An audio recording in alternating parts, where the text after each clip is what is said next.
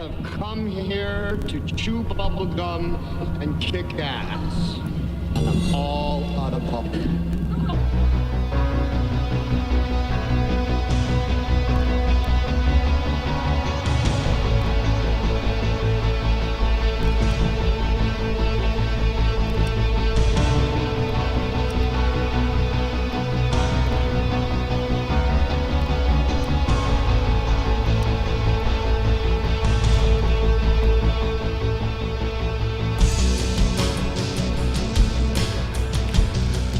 And we're back, ladies and gentlemen, boys and girls, children of all ages.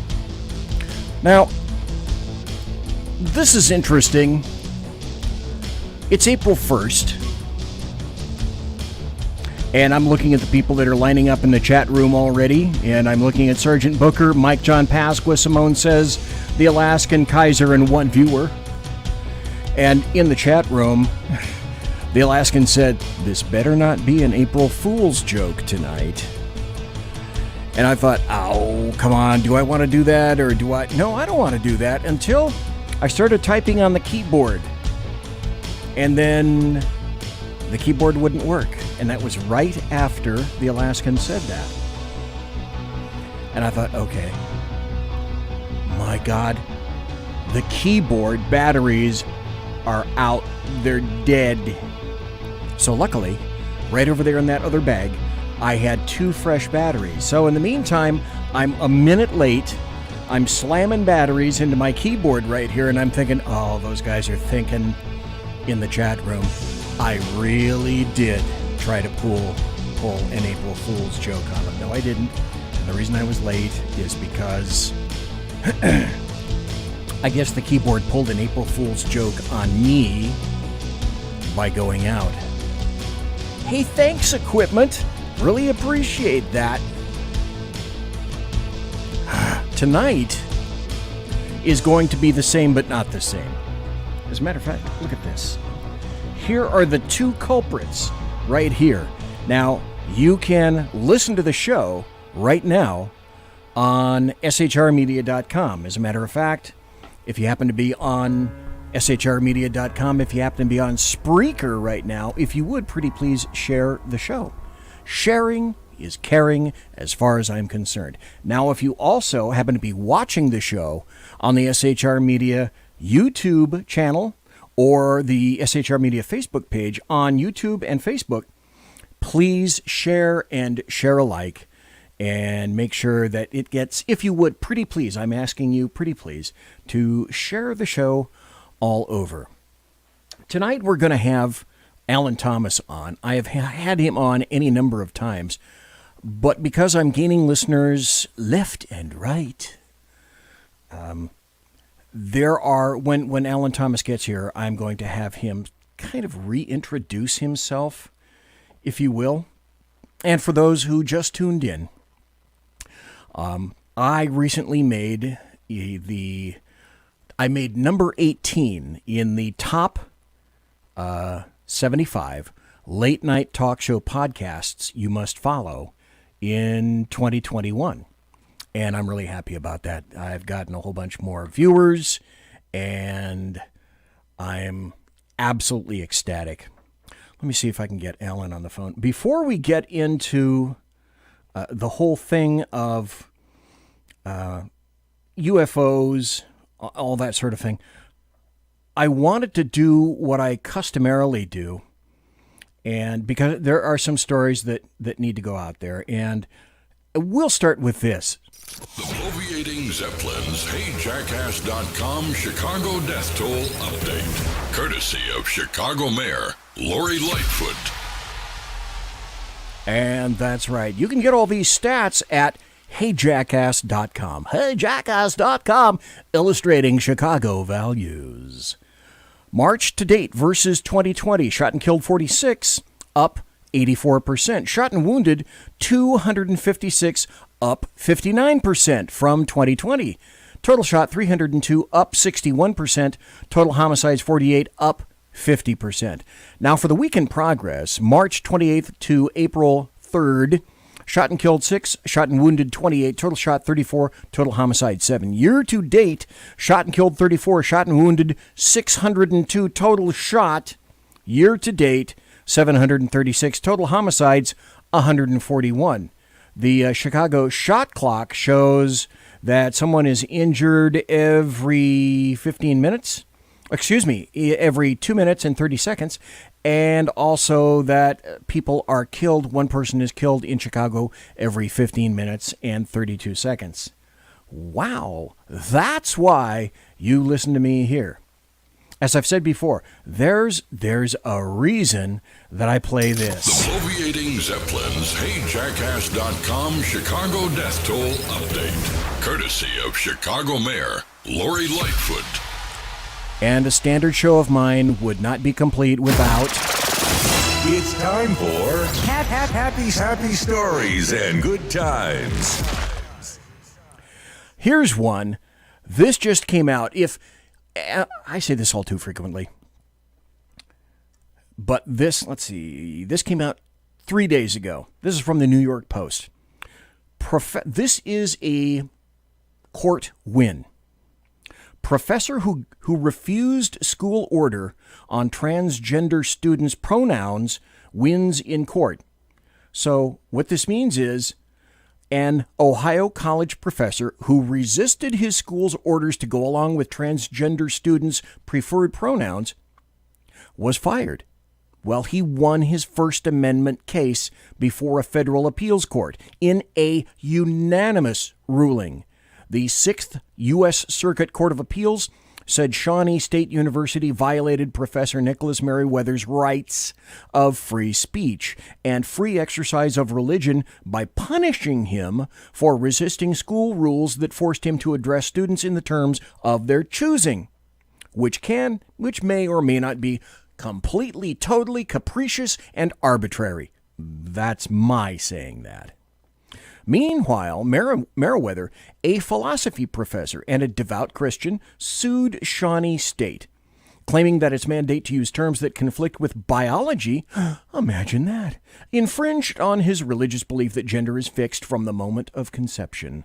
The court's decision, written by a judge appointed to the bench by President Trump and issued Friday, upheld Merriweather's argument. And it goes like this. The First Amendment interests are especially strong here because Merriweather's speech also relates to his core religious and philosophical beliefs, Judge Amul Thapar wrote in a 32-page decision. As far as I'm concerned, that's a happy story. This is another happy story which I may or may not have mentioned before because there's so many to go along, and I like, if I can, to start out the show with happy stories. All is not lost, folks. Just saying, hashtag just saying, all is not lost. Major U.S. sports leagues lost over $14 billion in the year of 2020. I find that absolutely wonderful. Oh, and also good news, Dr. Fauci's house of cards happens to be from the Biden crashing. Administration that they say it will make its decisions based on science. What's the science behind not saying it's safe for people who have been vaccinated, received 2 doses, to travel? Okay, this is CNN. This is a CNN guy actually bracing Dr. Fauci with a real question. Probably written by an actual adult. You know, that's a very good question, John. And the CDC is carefully heading in that direction. You know, when Dr. Walensky made the announcement a day or two ago about the fact that when you have a couple of people, 2 or 3 or more people in a family setting, both of whom are vaccinated, even if it's someone from a friend that doesn't have to be a member of the family, that was the first in a multi-step process that they are going to be rolling out. They're being careful, understandably. They want to get science. They want to get data. And then when you don't have the data and you don't have the actual evidence, then you've got to make a judgment call. And I think that's what you're going to be seeing in the next weeks. You're going to... Oh, okay, stop. That's why this is important. Did you just hear what Dr. Fauci said? He was pressed, and he admits, this is why this is a happy story, because you knew this crap all along. Dr. Fauci says, when when you don't have the data and you don't have the actual evidence, you've got to make a judgment call. To me, I hope a thinking human being, well, then when have you ever had the data and the actual evidence, and that calls into question essentially everything as far as I am concerned? Dr. Fauci. Dr. Fauci's saying he doesn't have all the evidence. Sorry, Dr. Fauci. It's so sorry. Here's another happy story. Grammy ratings fall to all-time low, setting off alarms for the Oscars, because it's not impossible the Oscars may also have the worst ratings in the history of history. Then this, I find, this is from BZ's House of Schadenfreude. Exclusive, mystery solved. This veteran running for his seat made Representative Benny Thompson vote no on H.R. 1. By the way, H.R. 1 is that Democrat's own bill that he sponsored. In early March, a mystery unfolded in Washington, D.C. with a powerful long-term U.S. congressman who voted against his own high-profile voting rights bill, and hardly anyone in the media investigated why that would have happened. Here's the likely motivation that really would have frightened this guy, Democrat Benny Thompson. I came closer than anybody else ever has in his 28 years of office of beating him in 2020, and I believe that influenced Thompson's vote on H.R. 1, and I am running against him. Hello? Note, I'm primarying your ass. I'm running against him because Mississippi seats change. Brian Flowers, a naval veteran who served from 1998 to 2008, and that forced longtime Democrat Brian Thompson was the lone no vote on his own bill. Does anyone besides me find that a happy story? And that's just so delicious. Speaking of good times and good stories, Representative Andrew Clyde's big idea: restore the Second Amendment and eliminate all taxes on firearms. Georgia GOP Representative Andrew Clyde. Clyde. Does that name sound familiar? By the way, Clyde is just fine. Andrew Clyde brings to Congress a deep understanding of federal firearms law. As a licensed gun store owner for the last 30 years, Clyde's real-world experience has convinced him federal government regulations have gone way too far by infringing on the Second Amendment. The Navy combat veteran now wants to lead the charge in Congress on restoring gun rights and rolling back century-old laws that tax firearms. Now, there are not a specific series of bills crafted yet, but when everyone is taking the, oh, this is terrible, I'm simply reading these things to you to let you know, to illustrate that all is not lost. There are people in Congress that are cognizant of what's going on, of the rights that are lost, and they're attempting to do something about that right now. Here's another happy story. This is from Breitbart. Six establishment Republicans face three threats: redistricting, Democrats, and Trump. This likewise is a happy story. By the way, that's including the listing of the 6 Republicans who generally tend to vote with Democrats facing redistricting are Adam Kinzinger, Anthony Gonzalez, Fred Upton, John Katko, Peter Mejia, and David Valadao. I couldn't be happier about any of that stuff. Then Ron DeSantis. You know, I tell you what, I know, you guys know that I'm going to move. I'm in the process of going to move seriously. And probably in the next 2 weeks, I won't be here doing the show for maybe a week, maybe 2 weeks.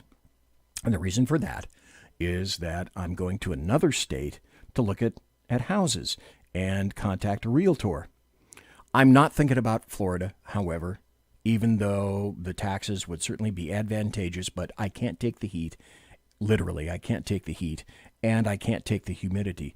Governor Ron DeSantis said and slammed the door on Democrats' critical race theory. Florida civics curriculum will incorporate foundational concepts with the best materials, and it will expressly exclude unsanctioned narratives like critical race theory and other unsubstantiated theories. Unsubstantiated, which they are. Let me be clear, there's no room in our classrooms for things like critical race theory. Teaching kids to hate their country and to hate each other is not worth 1 red cent of taxpayer money. Perfect. I consider that definitely a most happy kind of thing. Then there was another story. You know, remember Obama said, those jobs are leaving. Those jobs are leaving. They're never coming back. Then they came back under Trump. Then Ford, once Trump left, said, we're going to move from Ohio to Mexico. Except the UAW rejects Ford's plan to build a new vehicle assembly plant in Mexico instead of Ohio. The United Auto Workers Union said the Ford Motor Company's plan to build a new vehicle in Mexico instead of Ohio might be a violation of the auto manufacturer's contractual commitments. The reason this is a happy story is you're having people actually stand up. Stand up. And as far as I'm concerned, that's a positive thing, and that's a happy thing. Alan Thomas, do you happen to be there, sir? I sure am. Loving the happy story. Excellent, excellent, excellent. So, folks, for the rest of tonight, let me turn this on. The phone lines are open. And if you happen to be watching on the SHR Media YouTube channel or the SHR Media Facebook page, you'll see that at the bottom is scrolling the phone number. And I will put this in the SHR Media chat shortly. So if anybody wants to call, Alan and I are going to be talking about a host of issues. And I've brought a ton of stuff to talk about tonight because I always have more than we can possibly discuss. But that said, it'll generally be about UFOs and about the paranormal, perhaps Bigfoot, Sasquatch, and anything unexplained. Now, tonight I put this show and promoted it in a bunch of different groups. I'm curious if anybody's going to listen tonight and or call in. The number, if you wish to call in, is 575. By the way, 575, if anybody wasn't aware, is the area code for Roswell, New Mexico, which I think that's just kind of weird. But if you want to call in, the number is 575 208 4481. 575 208 4481. 575 208 4481. And you're welcome to call in. So, with Alan Thomas, there may be some people who are not familiar with you, sir. And I have to tell this story because I felt like such an asshole when this happened. I met Alan Thomas in 2007, I think, at a paranormal conference that occurred in a motel in Sacramento. He was there with Jeffrey Gonzalez doing the paranormal show that he and Alan used to do. Jeffrey Gonzalez still does his paranormal show. Met Alan, met Jeffrey Gonzalez, great people, and it kind of took off from there. I invited Alan on the show, and we corresponded back and forth a bit. And this was, the first time I've had Alan on probably 12, 13, 14 times by now. And the first time, though, that I had you on was mid-2017. And I'm kind of all ready to go. And Alan's not there. I call him and he's not there. And I call him again and he's not there. Well, that taught me also, make sure you have stuff ready to talk about in case something like this happens. But I thought the next day I thought, Alan swore to me that he's going to be there, and I'm going to have to give Alan a piece of my mind. Until I found out that the reason Alan wasn't there is because he had a heart attack. And if there was ever anyone that felt like an asshole about that, that was me. Anyway, Alan, 4 years later, I always have to apologize for that, for even thinking something like that. Yeah. But can you tell people who have not heard you before or don't know anything about you a little bit about your background? And I'm thinking of the two events that occurred that I think primarily got you involved in the paranormal and your ability to just kind of see and hear and feel things. Yeah. Well, for me, it all started in 1987, and I was bear hunting / deer hunting at Bear Tags, and we got up on the 9th day of being out there. We were up really early before the sun came up, and we had planned the day before to sit in a place where we weren't sure if there was deer, but we were pretty sure, you know what I mean? Like we didn't know for sure, but after walking around 9 days around there, only place left was, high up in the granite. So that's where we went. And I seen a bear. It was digging in the bushes, and I got all excited. I had my Weatherby 300 Magnum Mark V just for it. And I was ready to go, and it stood up, and it was a big man. I was like, oh my God, what is he doing up there? We didn't see him. It's a dead-end road. We've been camping on this road 9 days. How did he do that? And I watched him for 2 hours as he walked down towards us, like 3 or 4 steps at a time, and then stopping for anywhere from 5 minutes to 15 minutes, just solid, standing there like a statue. Well, he took off running when I made a mistake and made noise. He took off running. I freaked out. I didn't go to the mountains again for like 6 years. Scared me to death. Monsters aren't supposed to be out there. This thing was like 12 feet tall, 6 feet wide. It was huge. And so I just forgot about it, and I got on with life, and no more deer hunting, no more bear hunting, no more camping. I can see that. And about a few years later, I was working in the casino industry. My main job was marketing director, but I would at the time I was acting food and beverage director, network administrator, and marketing director. And I went in for the heart thing, right? Went in for the heart thing. They blocked the artery in the leg, and 8 days later I was losing my leg. They did a surgery. They told me I might not have a leg. As they were putting me out, like I might not have a leg when you wake up, Great words to tell somebody as they're going out, And then I had an experience, like I went to, I think, heaven, and it was a beautiful place.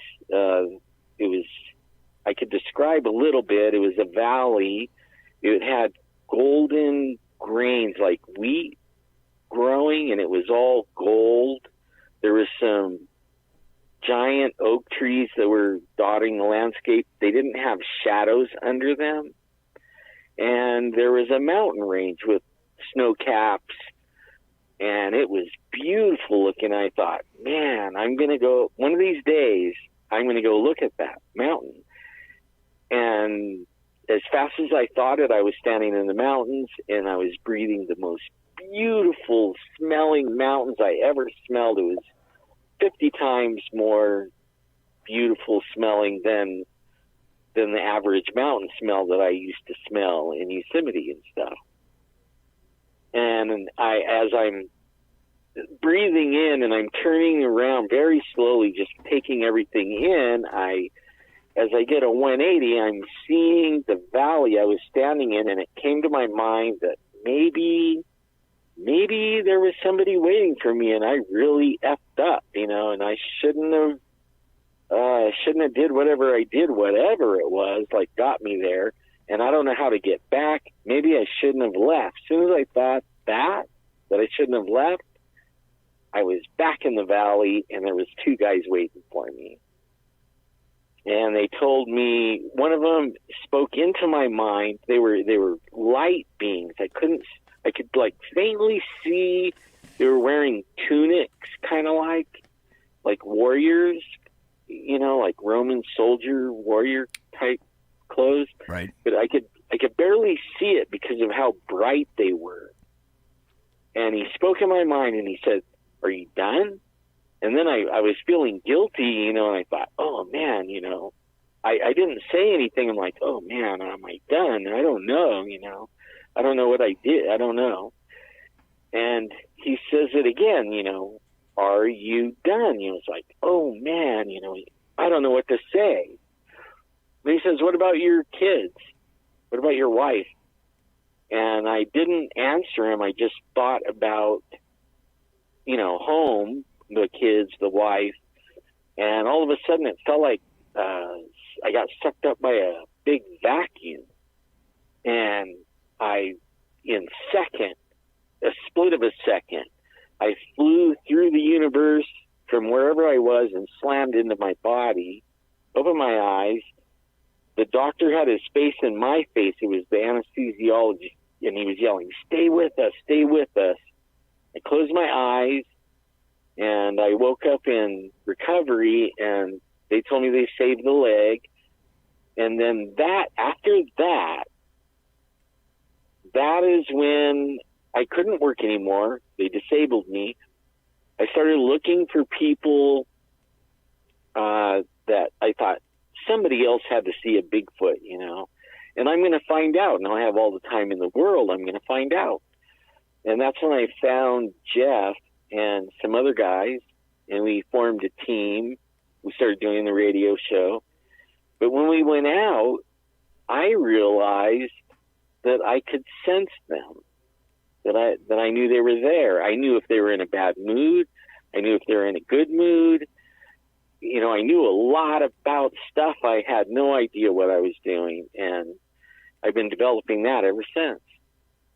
That I don't know what you call it, really. A sense, an ability to perceive things that maybe other people can't perceive. We're going to go on a break. Come back in about 2 minutes. We're going to get into, and by the way, if anybody wants to call, the phone line is open, 575-208-4481, 575-208-4481, and continue speaking with Alan Thomas. I will relate a Sasquatch sighting that I had, and then I will relate 3 UFO sightings that I had, and we'll ask Alan Thomas about that. And if you wish to weigh in about anything that you happen to have seen, 575-208-4481. We'll be right back after this. Conservative media done right. You're listening to the SHR Media Network.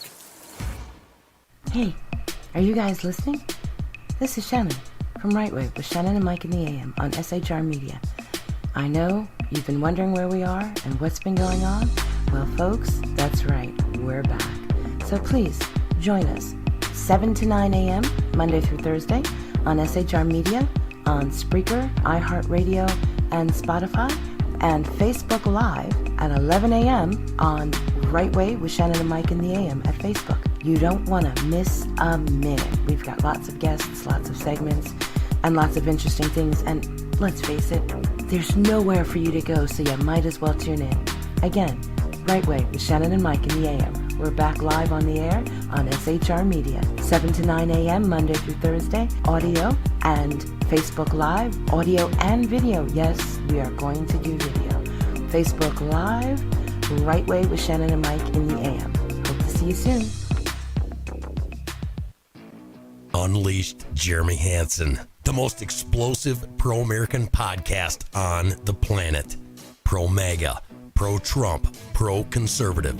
Come join the resistance. Fight for what really matters in America. 5 p.m. Central on UJHLive.com, Spreaker, iHeartRadio, Pandora, or MAGAbook.com. Come join the resistance and fight for America. Unleashed Jeremy Hansen.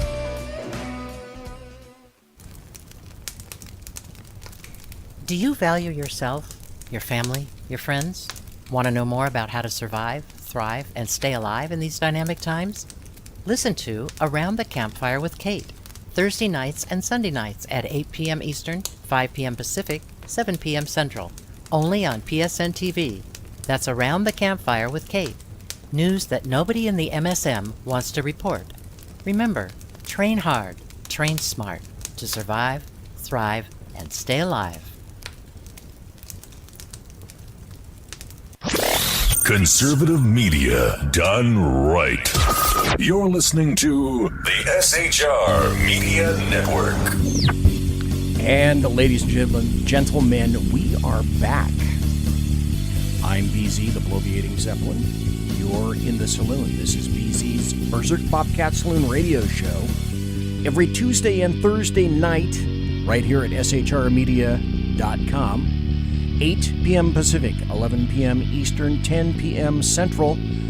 Tonight, we're lucky enough to have Alan Thomas on the teleolophone, who we've been speaking to.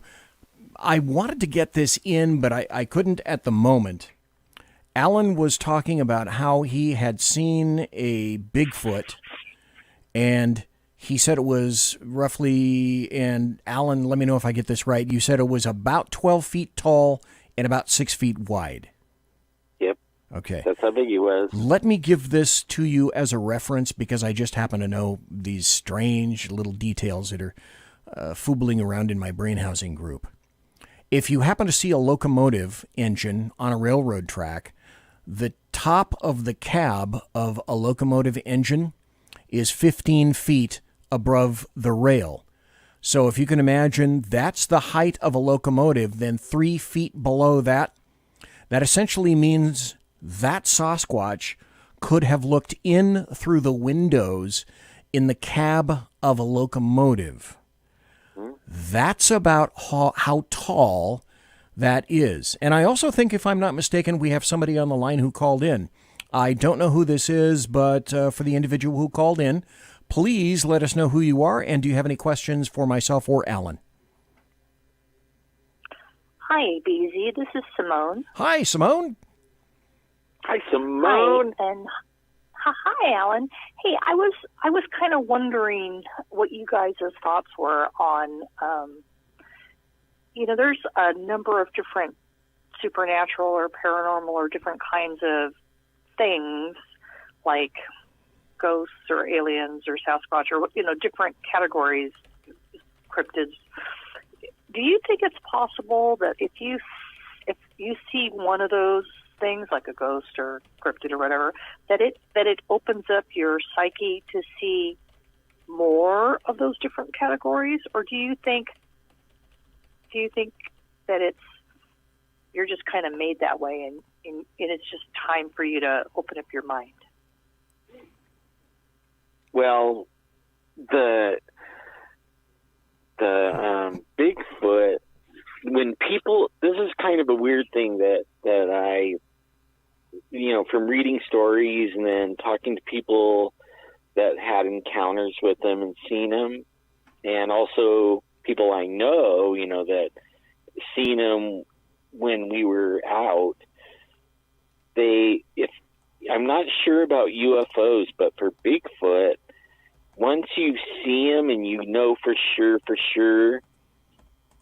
you tend to see him again. It's almost like no matter where you are, too, you could be in another state. It seems like they know that you know, and they'll let you see him again. So it's almost like a motorcycle, right? If you see a motorcycle, all of a sudden you see the rest of the motorcycles. Yeah, I don't know. All I know is that some people want to see them really bad, and they never see them, and they'll go with me. We'll go to places where there's lots of them, and they won't see them. And then one day it'll step out and let them see them. And then after that, then they see them everywhere. You know, wherever we go, they'll start hearing them. They'll encounter them. If they don't see them, they'll still know the Bigfoot's there, because it'll let them know by throwing things at them, or, you know, growling, grunting, knocking, with clacking the rocks together. I mean, immediately you're now an experiencer, it seems, once you see one.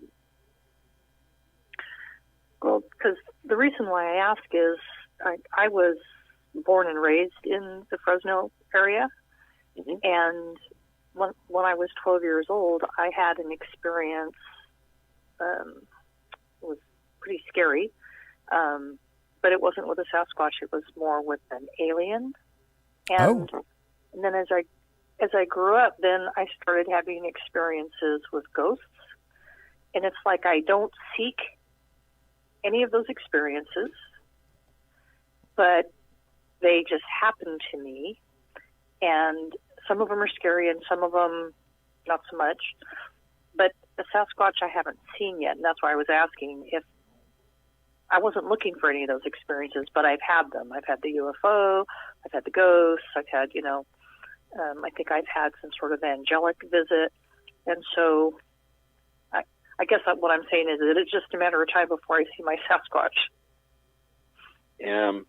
Well, I do know on the alien side of it, some of the friends I go out with researching, they never seen a Bigfoot, but they've been abducted by aliens and, have alien experiences, and also the supernatural stuff, shadow beings and stuff. And, well, after, talking to them, it usually started when they were a little kid. And then if you talk to the family, it was actually generational. It might skip a generation, but the family always had things like that, which is interesting. Well, now that you mention that, my grandmother was born and raised in Mexico City, and she told us stories when she was hiking through the desert, trying to make her way to the border with her daughter, my mom, that they were lost, and they were traveling at night because it wasn't as hot, and they were totally lost. And then out of no place, there was a Mexican cowboy, a vaquero, and he just appeared out of nowhere, and he chastised her and said, "What are you doing out here in the desert?" And she said, "I'm just, I'm lost. I'm trying to get to a town." And so he pointed in the direction that she needed to go and told her that a car would be on its way to pick her up, and that she would be sleeping in the jail of that community, that it was a safe place. And he pointed her off in the direction, and she said, "Okay." And she looked in the direction that he pointed her, and she turned around to say thank you, and he was gone. And this was a guy on a horse. Wow. So she traveled to the direction where he said, and then there was a road, which she never would have found on her own. And sure enough, a vehicle came by and picked her and my mom up, and they took her to the town, and she spent the night in the jail where it was safe. So the thing of it skipping a generation, I think the force is with my family somehow. I think so. That sounds like it. Alan, let me ask you a question. Mm-hmm. I think I've asked you this before, but it seems as if an individual has experienced something one time, depending on what category that is. Maybe somebody's seen a Bigfoot or a Sasquatch. Maybe somebody has had a UFO experience. Maybe somebody has had a paranormal experience. Once experienced, and you indicated that generally those things kind of tend to be when you're younger, and then Simone, you said that your first experience was when you were 12, when you were younger.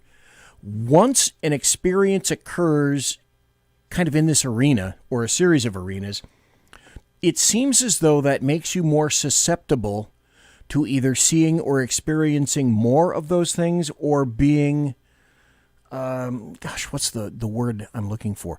Receptive, maybe more receptive to having more experiences of a like kind. Does that make sense? Yeah, I mean, it totally does. And usually, like with those things, it is from when you're a kid, and it could go back generations. Like your whole family could be susceptible. You know what I mean? And you could be a total non-believer. You don't ask, most of the time, nobody asks for these things of any kind.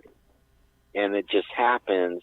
And then once they know, then forever after that, things happen, sometimes really a lot, you know, there'll be a time frame where a lot of things happen, and then there'll be a downtime where nothing really happens. And then, you know, you have like, you'll see something and days will go by, and then you'll have days where it's almost every day for a while, and it just will go off and on like that your whole life. Does that sort of make sense to you, Simone? Is that kind of what has happened to you? Yeah, it kind of has. I think when you're young, I mean, I never told my parents what I saw. We never had a discussion like this. I mean, who would you tell, right? And as I had different experiences growing up, I mean, I worked as a death investigator for a county in California, and I had experiences with what I believe were ghosts, and then I wasn't afraid because, you know, when you're in a morgue, you expect that to happen, right? I mean, it seemed kind of a normal environment, and they never followed me home. I just had my experiences with them. But then when I was on my own on vacation in a hotel and something like that would happen, it would scare the crap out of me because I guess that didn't seem like a normal place for that to happen. So that's when I started realizing it wasn't the place, it was me. Okay. Right. Let me ask both of you this then, because this question just popped into my wheelhouse right now. If an individual has an experience or sees something in one particular venue, let's say, I don't know, UFOs, or they have a separate, say, a paranormal experience, or there's something else that occurs, maybe they see Bigfoot, a Sasquatch, does that make them susceptible to all sorts of unexplained things like that? Or if somebody sees, I don't know, somebody sees a UFO, pretty much they may be sensitive towards seeing UFOs again and again. Or if somebody sees one thing, does it just cover automatically all the bases? Now you're open, you're sensitive, you're receptive to all sorts of things that you were not before. Well, for me, I wish I knew. That's why I still investigate. Okay. And ask questions like that. But that's how I learned, though, that once people, like, they were total not believers, they make fun of people that, you know, have stories of any kind that's paranormal or unusual. And then all of a sudden, without asking for it or wanting it, they have an experience. And then it blows their whole paradigm. And then they have more, you know, and then they almost become like me. It becomes a lifetime of trying to figure out why, you know, why me type thing. I understand why it's you. Simone, since you're here calling, have your experiences been primarily with one single thing? I think you said you saw, when you were 12, you saw some kind of an alien. If you've seen anything since, boy, this is hard to say. If you've seen anything since, has it been only with aliens or UFOs, or has it expanded to the paranormal? Or since you first saw that at age 12, is there anything else? So when I was 12, I was in the back. Okay, go ahead. the restroom in the house, Uh-huh. and I always turned on the light, which irritated my brother who slept in the next room. But for some reason, I woke up and it was super quiet, like when it snows, that kind of quiet, that preternatural, super quiet. Right. And so I was trying to be really quiet because it was so quiet, and I reached around the doorway. Can you hold on 1 second? I have a second person who called in, who's a caller. And second caller, I don't know who you are, but could you do me a... This is how I know it's a real talk show. Caller, second caller just called in. Can you turn your radio down, please? Because we're getting feedback on that. And second caller, I know that you're there. And when Simone is done, I will be going directly to you. So I see you, I acknowledge you, and Simone, please continue. So I flicked on the light in the bathroom, and standing in front of me was this creature, and I didn't see all of it. I mean, I was so shocked. It was a gray alien. I mean, I was 12. I'm 65 now, so that was a lot of years ago. That was before TV and gray aliens and stuff like that. And I looked at his mouth, and his mouth made an O. I'm sure just like my mouth made an O, like an oh shit. and he had like a thin material, like silver, almost like aluminum, but not quite as shiny. And he had like a Nehru collar, and I didn't see his hands. I just looked all the way down, and he had like this full bodysuit on. And by the time I looked back up, I noticed his ears were like more like the way a chicken has ears, if you've ever seen like a little hole, really, kind of. Right. And the nose was flat with two holes. And I turned one way and jumped on my brother who was asleep in bed, and I heard it scuttle the other way. And I grabbed my brother and shook him and said, "Wake up, wake up, wake up!" And I was screaming. And the next thing I know, it's morning, and I wake up. So I have no idea if I was abducted, if it was coming to get me again. I have no idea about any of that. But that's my one and only alien experience that I recall. And since that time, mostly I've had ghost experiences. Okay. So I don't know if that answers your question, but okay. So and they're not even ghosts that I know. Okay, so you are a little bit ranging the spectrum. Yeah. You've seen an alien. Now, the other question is, have you seen a UFO?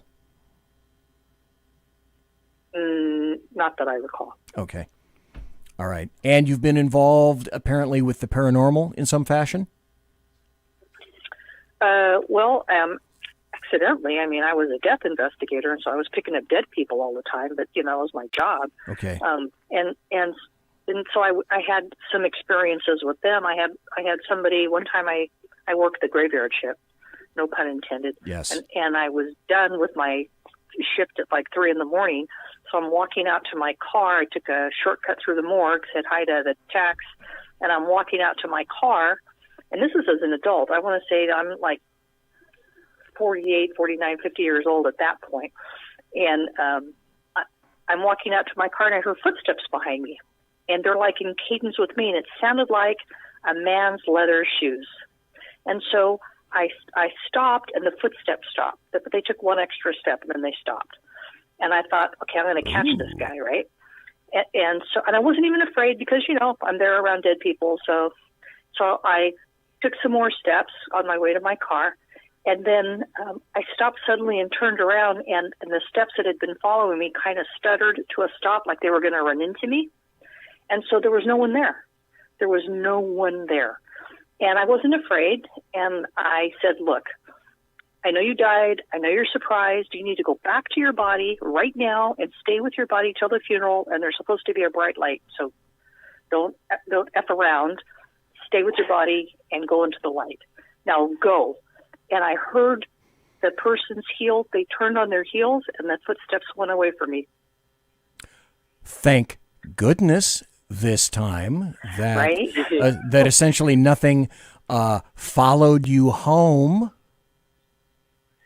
Yeah, for real. Well, I didn't see him or them. I mean, I just got the impression it was a guy wearing leather shoes. Okay. So, I mean, I had that experience, and then I've had other experiences when I've stayed in hotels, and then I've had a couple of family members come visit, and I could tell by the smell. Like I could smell their cigar, or I could smell their perfume, or I could smell the cigarette smoke. Like my mom came to visit me one time, I'm pretty sure. And one time when I was at work, I stood up and I looked across the cubicle, and there was a guy there. He worked for us, and I walked over to go talk to him, and he wasn't there. And I asked the receptionist, "Hey, where's so-and-so?" And she said, "He's not here. He hasn't come in today." And that's the first ghost. I thought, well, the guy's not even dead, so how could you even call it a ghost? But it was an image of a real person who wasn't there. Okay, folks, And IMBZ. And there's your sign, really. There's your sign. Okay. That they're not really ghosts. None of them are. So they're all familiar spirits. Oh, so they're all bad things. See that? Yeah, they're very, very bad, and they attach. It's like they have to have. There's a universal law with those things. They have to have permission to attach or to go in your home and stuff like that. So that's why they come in and they be familiar to you. They'll be familiar. They'll smell like and then then you accept it as the person. But see, like you were just saying, you seen the person, but the person wasn't dead. Okay, but that other thing was trying to gain permission, kind of like acceptance. And then once they attach, then you're in for a real fun ride. You'll see a lot of stuff, and a lot of it not good. Okay. Well, I've done a lot of prayers because I don't like spirits. I don't to them, and I don't look for them, and I say prayers to protect my home and my family from property line to property line every day. There you go. Okay. That's the way to do it. All righty. Hey, I've got another call coming in. And thank you, guys. Hey, no, thank Simone. you for taking my call. Simone, don't go anywhere. I've conference called you, so you don't have to hang up. But I do have another caller, okay. So if you're there and you can hear me, new caller, come on and weigh in and introduce yourself, please. Yep. Hey, this is Ghost Wolf calling in. Hey, great. Thank you. And I'm a buddy of Alan's. I've known Alan for a couple of years, been on a couple outings, Bigfoot type outings with him. And I've had, paranormal experiences since I was, like I said in chat, probably since I was 5 years old. Wow. And I'm 59 now, and I see things on an almost daily basis. Okay. Different places, not where I live, but out in public. Okay, now Alan knows who you are. I do not. Let me ask you the same question that I asked Simone. Do your experiences, Ghost Wolf, tend to range from, say, Bigfoot to UFOs to the paranormal, or do they tend to focus on just one aspect, so to speak? I've yet to definitely see a cryptid, such as a Bigfoot or another type of creature. But other than that, I've seen and experienced just about every paranormal subject that is out there. I didn't even know what to call some of these things. I mean, years ago, when people started using the term shadow people, I knew what they were because I'd seen them hundreds of times, but I didn't know what to call them. I didn't call them, I didn't really have a name for them. So I've seen a lot of just, bizarre, strange things. And it happens on an almost, for sure, weekly basis for me. But sometimes, like Alan hit the nail on the head, sometimes I'll see 5 things in a week, and I might go 2 weeks with nothing, and then all of a sudden it goes in like waves and flurries, and I've never been able to, to nail down a pattern of any kind. But it seems to be random that way, and people, I think people can be haunted, and I think that's what I am. It's not it's not because, I've met and been around people who've never had a paranormal experience in their life, and then they start hanging out with me and they see things. And my wife is a good example. She never had any paranormal experience until she started hanging out with me. And, we've been together now for over 20 years. And so she's seen and experienced a lot of things just because, I guess being in proximity or whatever of me. And I can't explain it, like Alan said, also nothing I ever asked for, or I didn't dabble in it. It started with me when I was like 5 years old. I didn't know what any of this stuff was. Okay, so Ghost Wolf, like a recurring dream, something that we tend to experience, and I used to have a ton of recurring dreams, and now I really don't anymore, but the the things that you're seeing now, Ghost Wolf, do they tend to be the same thing, the same one, the same entity, or are you seeing and or experiencing a wide range of things? Totally wide range. And I'll give you an example. Just last night, I was down, I had to drive down to a different city for a medical appointment, and we stayed with my in-laws. And we're sitting at the table. There's 5 or 6 people there. And I sense movement out of the corner of my eye, and I look and I see what looks like a bat just flying right at my head. So I actually flinch. And people at the table are looking at me, of course, like I'm crazy. And I'm looking around and go, well, didn't you guys see that? What was that? And I'm looking around me to see, is it a giant moth? Is it a bat? Is it, about that size? And the funny thing was, my brother-in-law, who believes in nothing, I mean, he's an atheist. He believes in nothing. He got this funny look on his face. He goes, I don't know what the hell it was, but I saw it too right before it looked like it was going to hit you in the head. So it's just weird stuff, like it's random stuff like that. I mean, creatures, demons, a person that looked like a stick person. I watched a guy that looked human transform into what looked like a reptilian. I mean, I've seen stuff that I couldn't even, I'm not a drug or a big-time alcohol user of any kind, but I couldn't dream up this stuff if I was, on something. I mean, the things that are out there are, people don't know. Sometimes I think if people knew what was all around them, they'd be like a, mouse in a snake's cage if they knew what was really around them. Okay, Ghost Wolf, hang on just one second. I'd like to hold both yourself and Simone over the break. I'm going to hit a break in about 60 seconds or less or so. When we come back, I'm BZ, folks, and you're in the Saloon, the Berserk Bobcat Saloon radio show. Tonight, my guest is Alan Thomas, and I've also got a couple of people on the phone line right now, Simone and Ghost Wolf. When I come back, I want to ask Ghost Wolf this question. Do you think that something or a series of somethings are following you, or are you sensitive to things all around in all sorts of different locations? So hold that question. Folks, you're in the Saloon. Alan Thomas, thank you for being here. I'll be right back. We'll all be right back right after this. Conservative media done right. You're listening to the SHR Media Network.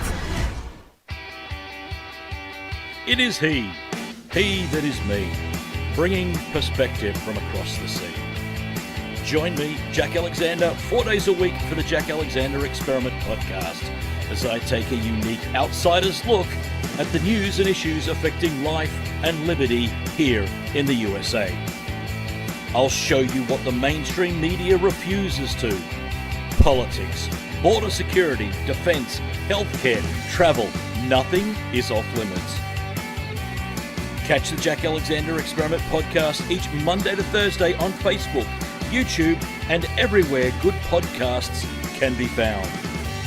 Also, check out the website www.jackalexanderexperiment.com. It's your business diva here, Melanie Collette. I am inviting you to a front row seat as I discuss some of the most intriguing details of wealth and finance with today's movers and shakers in the world of business. Listen in and discover financial truths on a global, domestic, and household scale. Uncover topics that will impact your wallet today and in the future.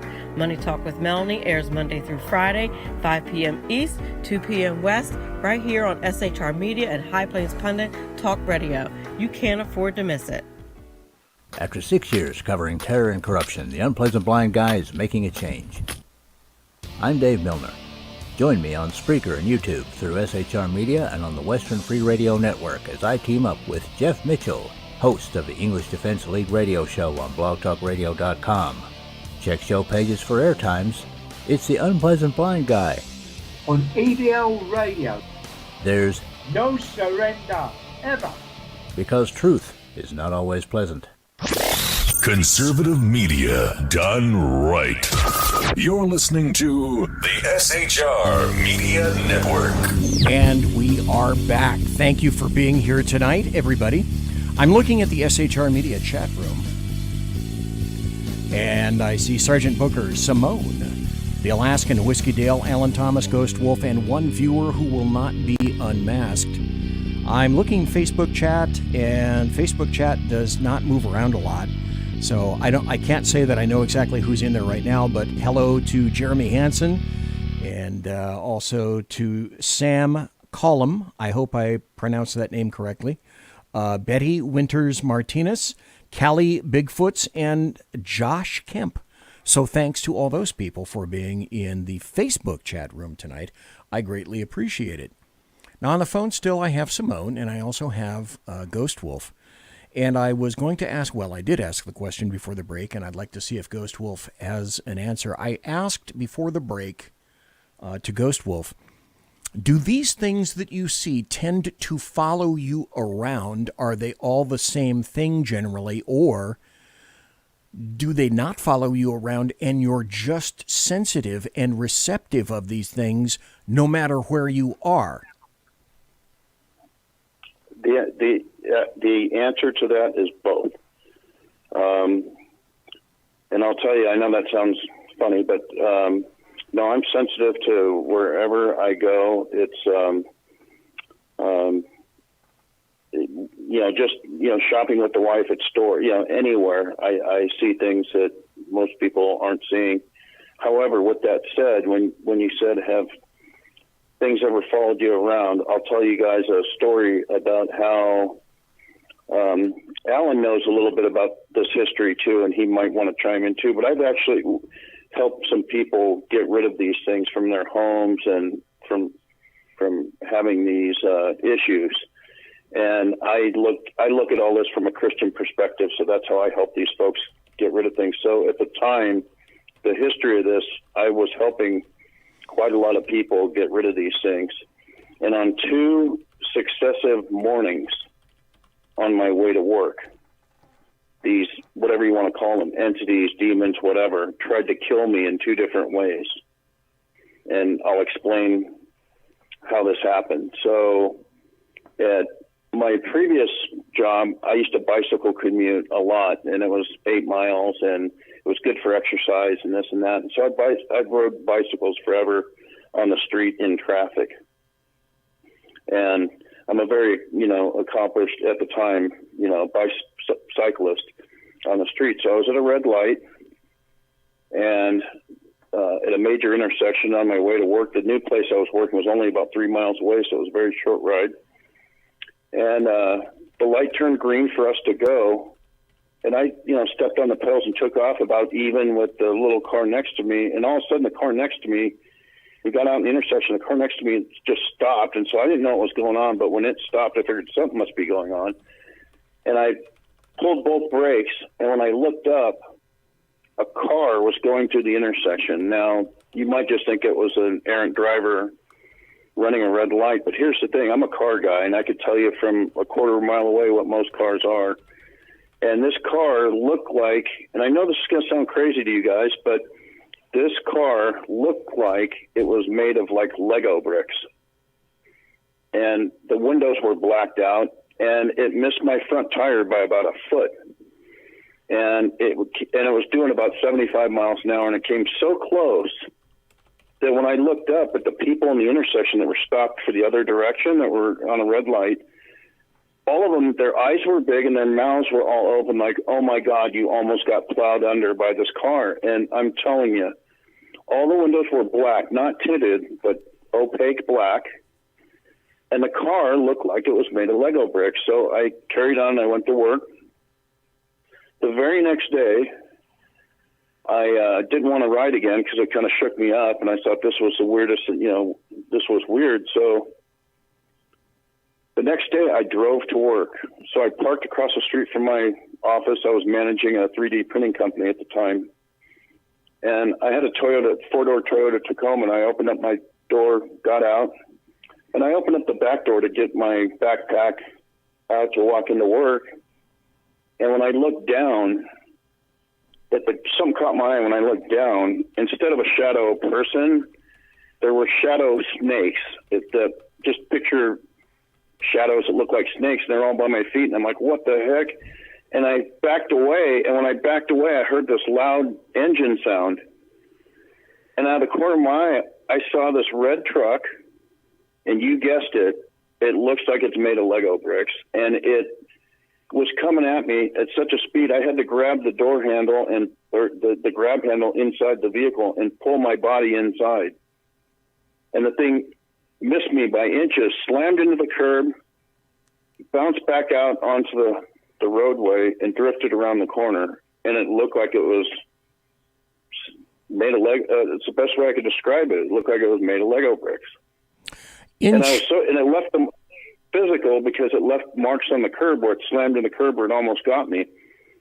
And I remember being so shook up at the time. I've since quit, but at the time I was a cigarette smoker, and I remember lighting a cigarette and calling my wife up, and my first words out of my mouth were, "They're trying to kill me."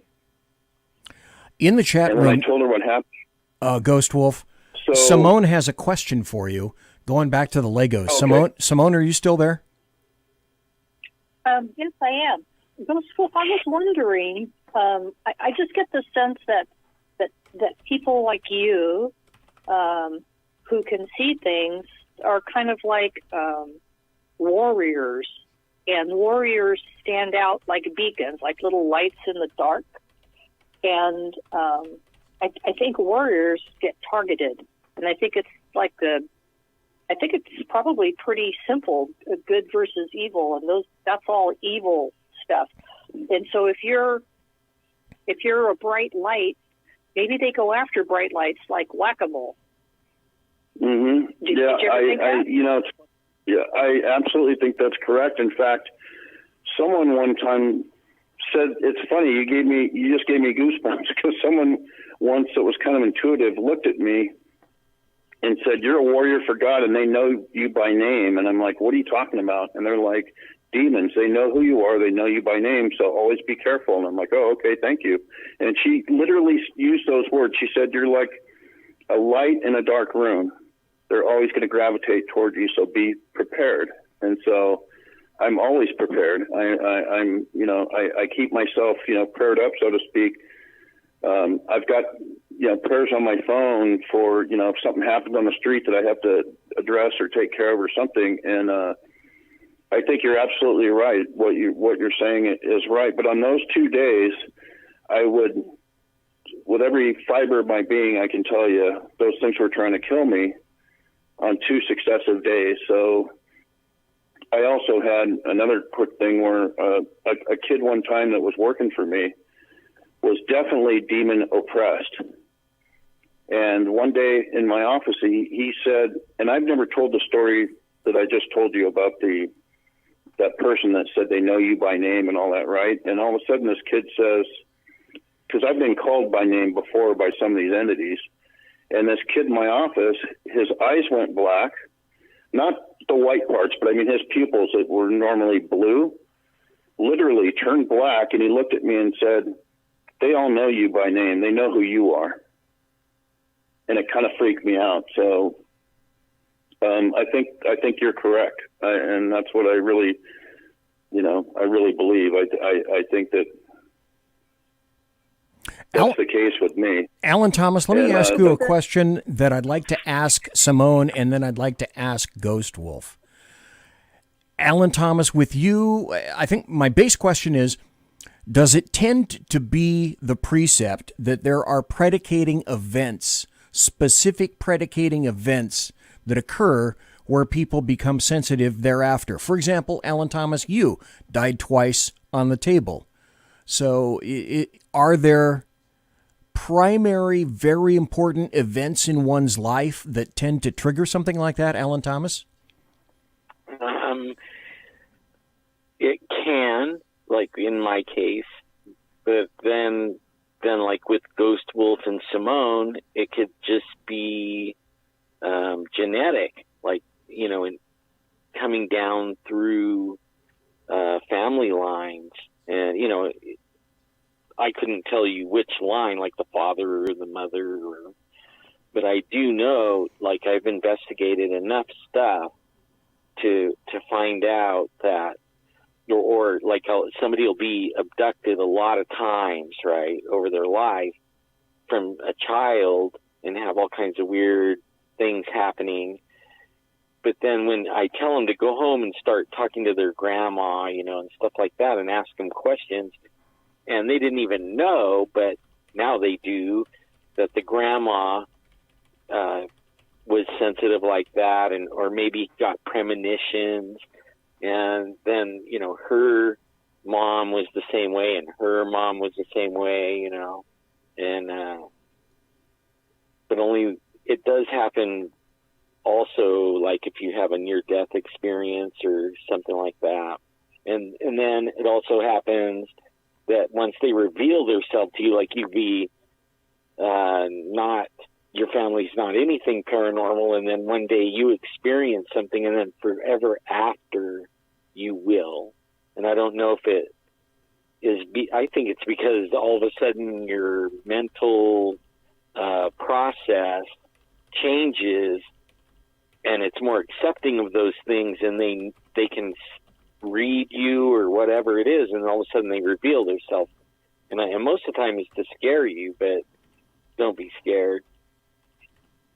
Then let me ask Simone, and then I'd like to ask Ghost Wolf. Then to you, Simone, do you think your ability to be sensitive to certain things may be generational? Unless there was one specific incident that you can think of that predicated everything else. Well, BZ, you know, as an adult, in the reading, all the different things that I've been reading, I'm beginning to wonder if that alien thing that I saw when I was 12, I don't know if it really was an alien. I mean, it appeared as an alien to me. And Fresno is known for a lot of weird things going on, but maybe in my case, maybe it's just all more spiritual in nature, because I haven't seen a Bigfoot. I haven't seen the Loch Ness Monster. I haven't seen any other cryptids, you know, and I've been in places where I should have. I mean, I worked at Yosemite National Park as a ranger for the summer one summer. So I don't know. I you know, there's always that thing of, if you're open to the possibility, and some people do seances or do chanting or whatever to put themselves in the right frame of mind. And in my case, I didn't try to get in the right frame of mind. Maybe it was just timing, and something opened up in my mind and made me more receptive to that, because I had never, ever looked for that stuff. And before I forget, I wanted to tell Ghost Wolf that Lego thing, I put it in chat. You know, when they're trying to build something out of nothing, maybe that's as far as they got. They couldn't get a finished look, and that's why it only looked like a Lego. And maybe to other people it looked more like a car. You know, it's like animation. You know, game animation isn't as finite as movie animation, so you could see it's pixelated. And so maybe they put it together too fast. And because of your abilities, you could see it for what it was, not a real car, but still just as deadly. I don't know if I answered your question, BZ. Okay, then Ghost Wolf, over to you. Do you think it's generational, or was there a singular predicating event that just made you susceptible and aware?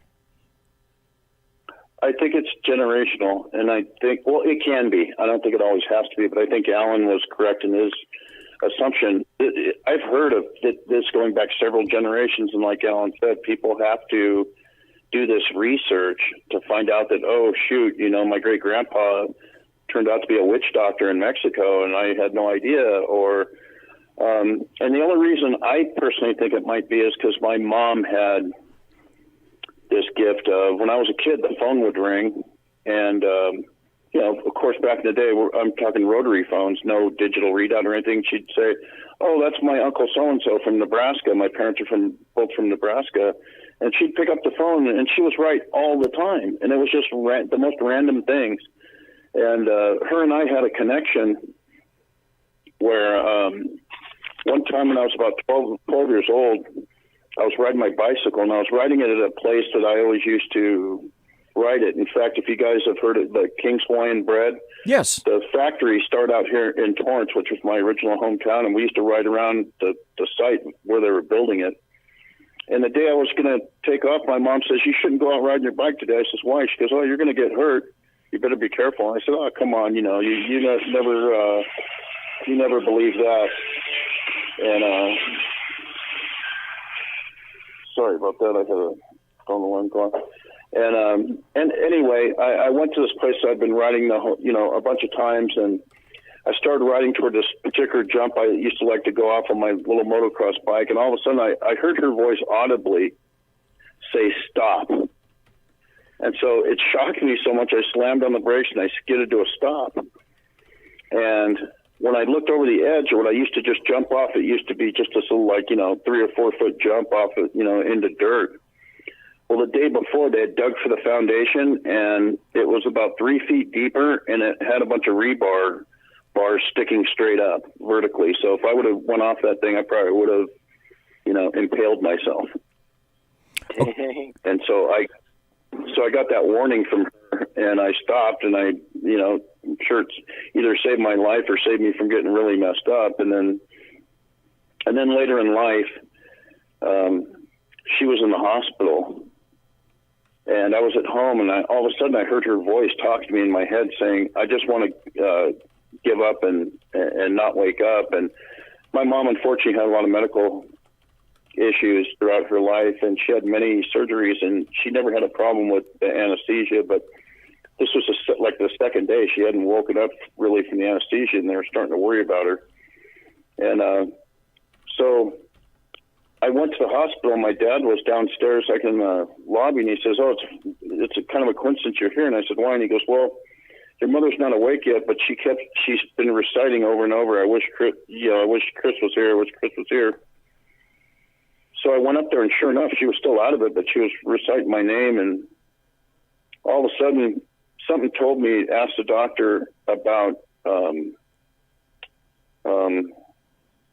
stuff, carbon monoxide from in her blood. And so the doctor was there, and I said, "Look, I'm not trying to tell you how to do your job, but did you check her blood for carbon monoxide?" And he kind of gave me this weird look, and all of a sudden, my mom went into she was dying, and she went like code blue, and in front of me. And so we all scattered out, and he started yelling at nurses to give him an injection of some type of drug, and he gave it to her.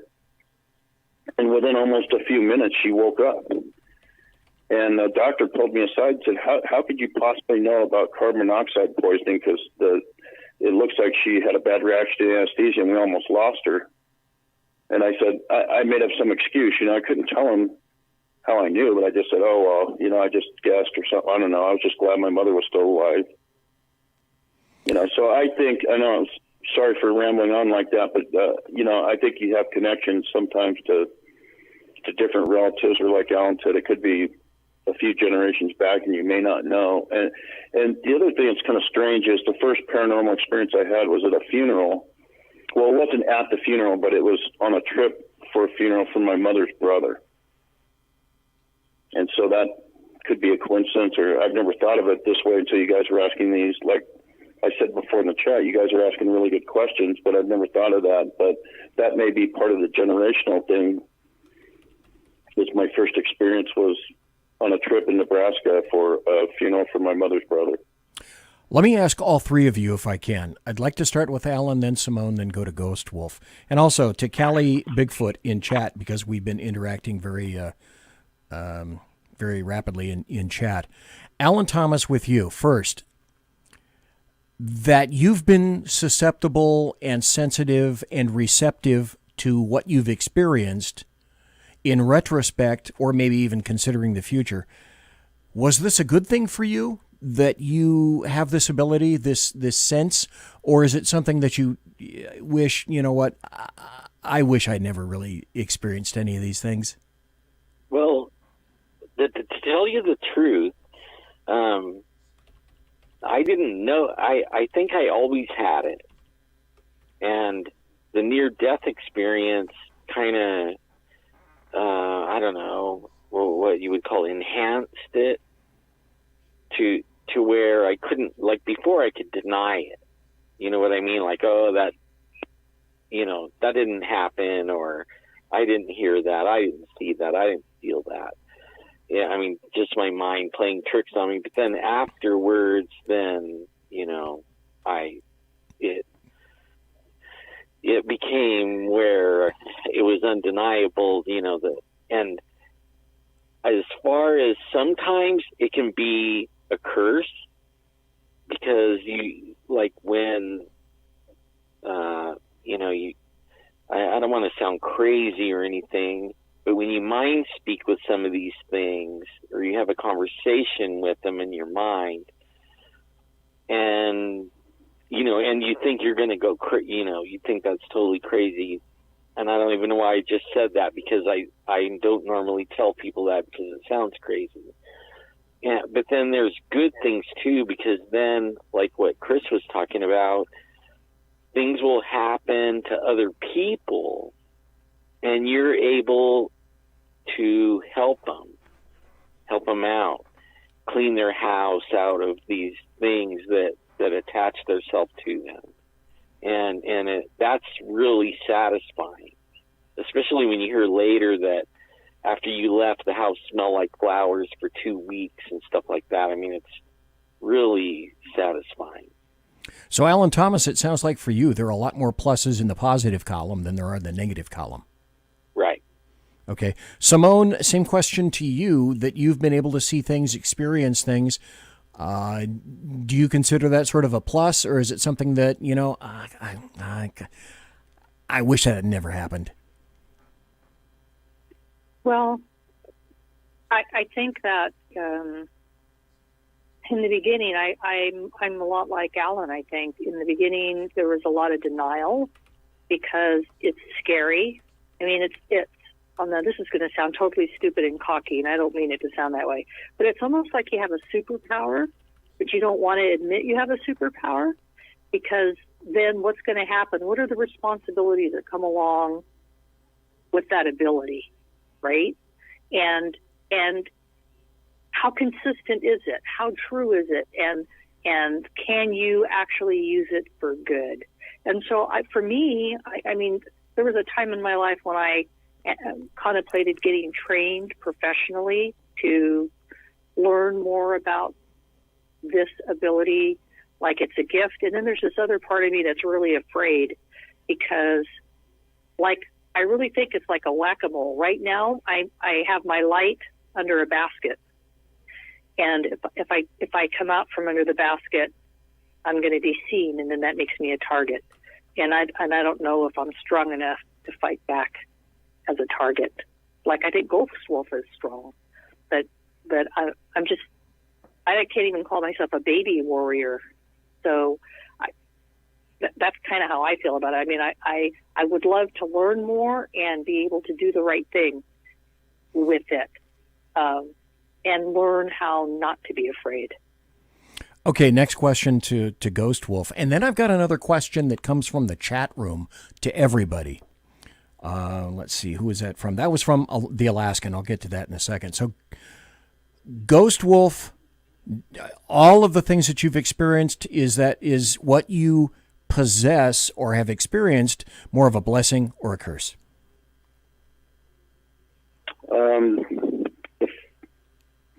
I would say more of a curse than a blessing.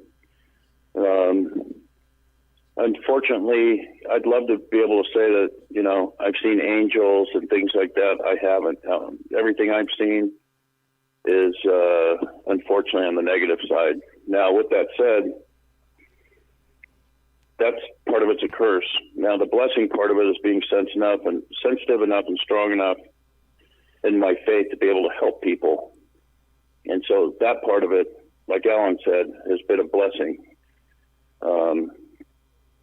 The fact that I'm sensitive has also helped people just in ways, and it's a long story I won't get into now, but I actually stopped a guy from killing a 7-year-old in Idaho, and I worked with some police folks, and this guy got arrested, and I told him what he looked like and everything before they knew what he looked like. And when they arrested him, they sent me a newspaper clipping of the guy, and he was exactly the way I described. So there's been moments where I've helped people, done good with it, but it comes at a high personal price too. You know, I could show you physical scars I have on my body that I could tell you the story behind it that's absolutely paranormal. Sometimes when I help someone, it takes so much energy out of me. It's one time on a particularly bad case, I was exhausted. I slept for like 18 hours. It like literally sucked the life energy out of me to do this stuff. So, and Simone's exactly right. It's like what she was saying was spot on. That at first you think, oh wow, you know, I've got this thing that I can do that most people can't do, and then when you go the direction I did, trying to help people, now it becomes a responsibility. Now I feel responsible to help people, and I will. You know, I tell people, you know, I'm available 24/7 to help out, but it's the demons and things that I've seen are just almost beyond description. It just horrible things, you know. Okay. Let's do this. I'm going to have to break at the bottom of the hour, and then I'll come right back after about 2 minutes or so. There are a couple of really great questions that were in chat that I'd like to address when we come back. I'm BZ. We're listening and talking to Alan Thomas.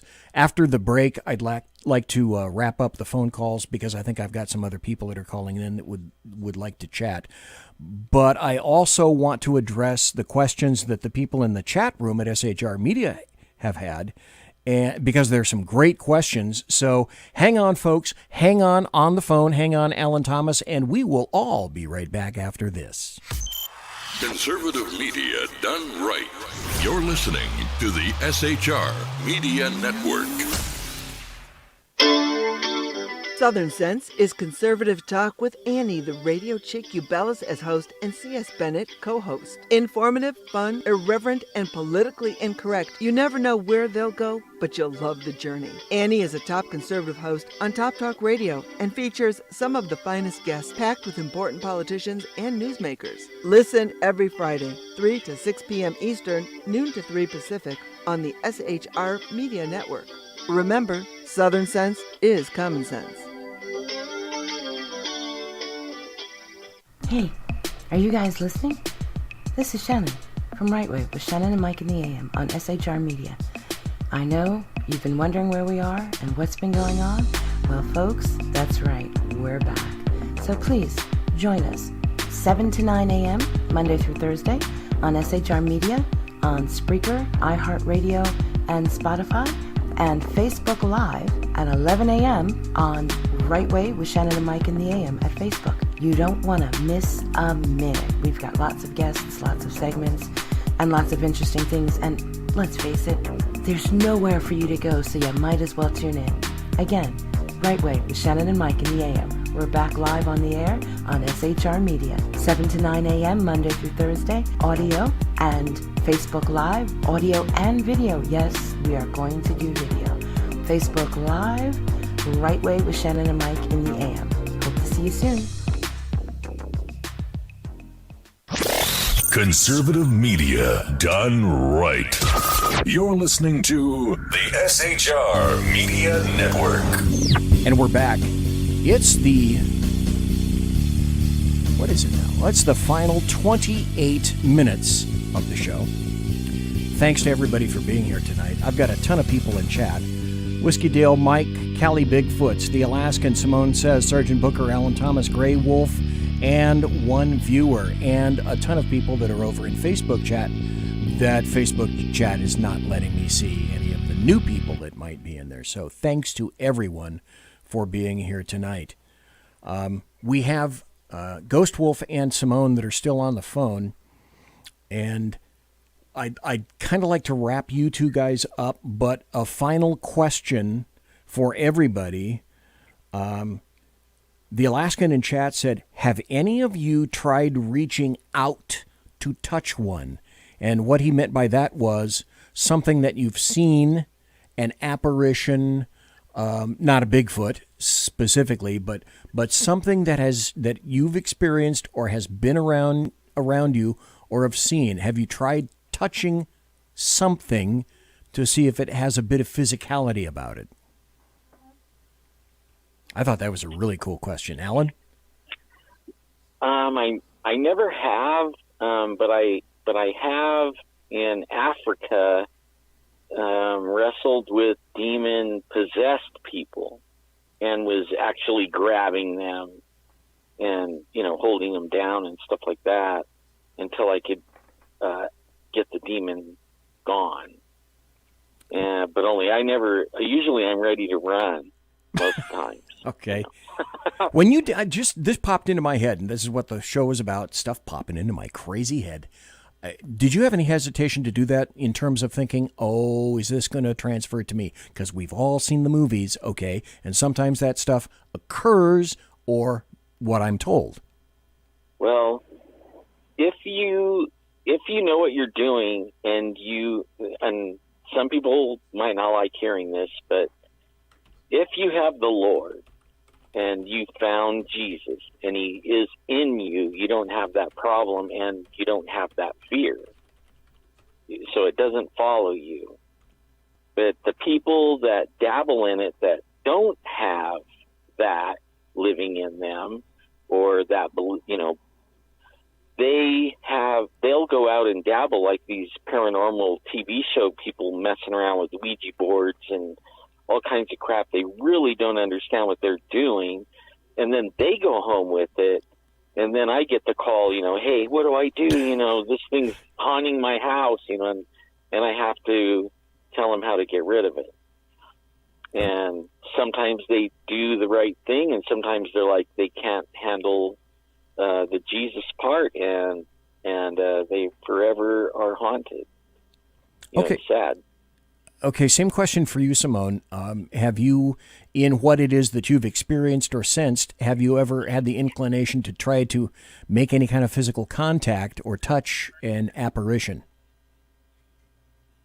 So I stayed at a hotel in Fort Bragg one time and had a ghost experience there. And then a year and a half later, I ended up at the same hotel, and I was afraid I was going to have a ghost experience, so I went to a place that sold gemstones and got this black stone. I can't remember the name of it offhand. And I had it with me, and I was really glad I did, because the second time I stayed at that hotel, on a different floor in a different room, something came in the room, and it pulled the bed sheet, the fitted sheet on the bed. It pulled the fitted sheet. It actually moved under me. And the room got really cold, and I was holding the stone in the palm of my hand, and this thing came over.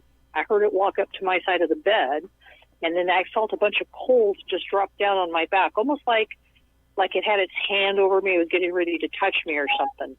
So a bunch of cold, and then the coals touched me, and then it made this little sound, and then it was a smell of ozone. So I didn't reach out to touch it. It reached out to touch me, and I think the stone I was holding protected me. And it was that ozone, like when you have a wet plug and you put it in the wall, it makes that funny kind of smell. So no, I don't reach out and touch anything, and I don't want it touching me either. Okay. Simone, thank you very much for that. I appreciate your call. On to Ghost Wolf. Have you ever had the inclination to reach out and touch something, so to speak? I guess maybe to determine its physicality, if it's really there?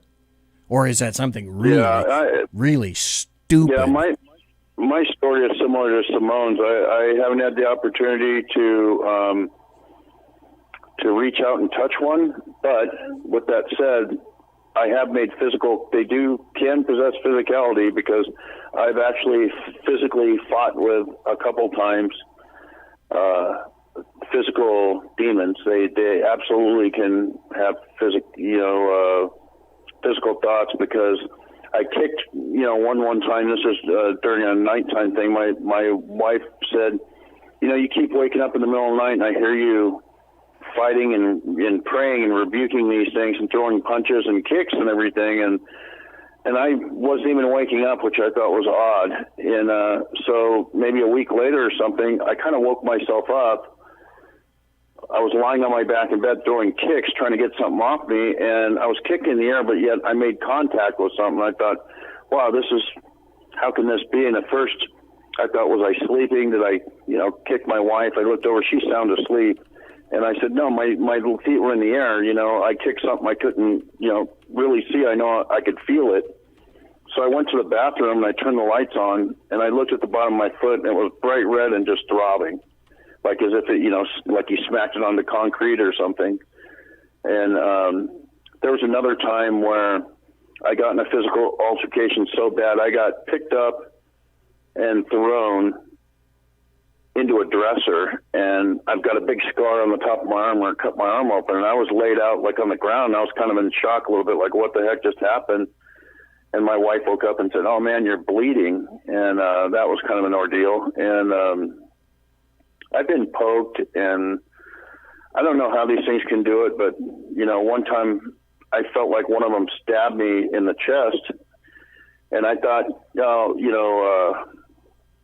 maybe I was just, in shock, or this can't be right. But yet later in the night, I was telling my wife about what happened. This had happened at work, and she said, does it still hurt? And I said, well, yeah, kind of. And I took my shirt off, and there I had a blood mark where I'd been poked by something. So they definitely have physicality when they want to, and they can, move great. People think that they, can't move things, but in one house I lived in, I had an empty Sparklets bottle that I was the only one home, and I heard a big noise, and something had kicked it through my front window, like from the inside, from the kitchen, just so it looked as if you walked up and kicked it as hard as you could. And I don't want to go down maybe out for another night or another call or something. We can go over that, but they have unlimited physical power. Okay. All righty. Simone and Ghost Wolf, again, thank you for your calls. I greatly appreciate it. I got another one coming in. So thank you very much for being here. I'm going to go to Alan. Yeah, thank you. Thank you, guys. Bye, guys. Yeah, thank you. Appreciate it. I'm going to go back to Alan. And this was a question that was in chat that was posed by Simone. And I'll go back to that, which was, Alan, do you think this is the beginning of a series of, and I think I've asked this before, but I'm curious if you have any more recent thoughts about this. Does what is happening right now on most every level, paranormal, UFO, we'll get to some more UFO stuff, Bigfoot, Sasquatch, unexplained, paranormal, does all of this, is it sort of influenced by something bigger? That is to say, a lot of people are saying we're in the end times, things are different, they've never been this way, I can't remember having experienced life in this fashion before. So all of these separate little areas, are they indicative of one sort of bigger, larger, more umbrella-like encompassing thing? I believe so, and I'll explain it a little bit. Like a few years ago, we had what would you call a UFO flap? Okay. And here in the valley, they call it the Nevada Triangle. And so the whole Nevada Triangle is having this UFO flap, and we were getting reports everywhere. We were seeing them our own self. Some of them would hang in the air for hours, and then one day it stopped, and everything kind of slowed down, everything, for probably 3 years. Then all of a sudden, everything came back, and more than ever. And like now, we used to drive, several hours to get up to where the Bigfoot were. And now we can drive 15 minutes because they're in the valley, running up and down the rivers. The UFOs are like almost a daily thing now, when it used to be, every so often you would get somebody telling you about it. In fact, I wanted to touch on that touching thing. Okay. Like one real quick. Okay. I have a friend named Heidi Hollis. Everybody probably knows who that is. She's pretty well known. I think she started the name Hat Man.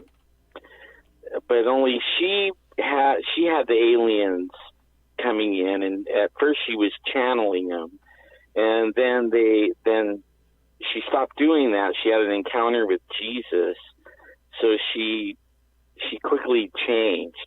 But the aliens didn't leave her alone, and one night she heard something in her living room, and she went out to find 5 little aliens in her living room, and one of them was messing with the pictures that she had on the mantle of the fireplace or a bookshelf or something, and it picked up the picture. So then it made her mad that they were messing with her stuff, so she ran over there, grabbed the picture out of its hand, and punched it. And it fell to the ground, and as it was falling, it turned into the person in the picture. Okay, now the person in the picture was her nephew, like 12 years old, in the picture. But in reality, he's an adult, right? So she actually punched it, and it went down, and it was saying, "Don't hit me, don't hit me." And it was her nephew saying that at 12 years old. And almost, it kind of threw her into a little weird thing. But I actually believe that there's a veil. The Bible talks about it as scales on people's eyes, where you see through a window that's smoky or dark, and you can't see the whole dimension. We only see what we see, but there's a whole other world out there that's all around us, living right next to us, and we can't see it. But I think that is thinning now, and people are starting to see more things, and I have a feeling it's going to break into this. It's going to break open to where everyone's going to be able to see it, and I actually believe it has a lot to do with what people are calling the Great Awakening right now. Okay, it's funny you should mention that, and I was going to bring this up, and you kind of opened the door, and I'm going to walk through. I know that you and Jeffrey Gonzalez happen to be around the Fresno area, and for those of you who are not familiar with the state of California, always spell it with a K, Sacramento, being the capital of California, is up just slightly above halfway of the state of California. Fresno is about 2 hours, almost 4 hours south of Sacramento, and it's kind of in between, say, Bakersfield and San Jose. Fairly agricultural, but I mention this because just yesterday, this article came out, and it was written by George Knapp who I know, Alan knows that name, Yeah. and a guy named Duncan Phoenix. And I wanted to bring it up for today because it was written, it just got issued yesterday. This is from yourcentralvalley.com. And the headline is, and I'd like to see maybe if Alan Thomas knows or can explain, the headline says, Fresno ranks 43 in U.S. cities with the most UFO sightings. The reason I bring that up is because not a lot of people know about Fresno in California or where it is. It's like asking somebody on the East Coast, hey, do you know where Salinas is in California? And most of the people would go, oh, never heard it in my life. And a lot of people on the East Coast would say, I've never heard of Fresno in my life. But it's a hotbed of activity. It says the year of the pandemic was also the year of the UFO. A massive statistical analysis shows Americans in lockdown spent a lot of time eyeing the sky, resulting in an across-the-board spike in UFO sightings. So it may be due to COVID-19. It may be due to a lot of people going outside. But they're looking at the observations and they're saying Phoenix is the number one city. Second year in a row. New York City is number 2. I never used to count New York's 5 boroughs. I attended the counties. Now we're counting them as a full city. Las Vegas is number 3 for sightings. Los Angeles is number 4. Number 6 is Portland. San Diego is number 10. Houston is number 11. Albuquerque is 13. Sacramento is number 21 in the country. 23 is San Francisco. Fresno was 43, and Lubbock is up to 75. So for places that people may not know about or may not have heard, Fresno is very, very active, Alan Thomas. And do you think there's any, because I've heard it active on almost all the ranges, UFO, Bigfoot, Sasquatch, paranormal. Is there a reason that you can think of, Alan Thomas, why Fresno may tend to be so darned active? I have no idea. I just found it really interesting.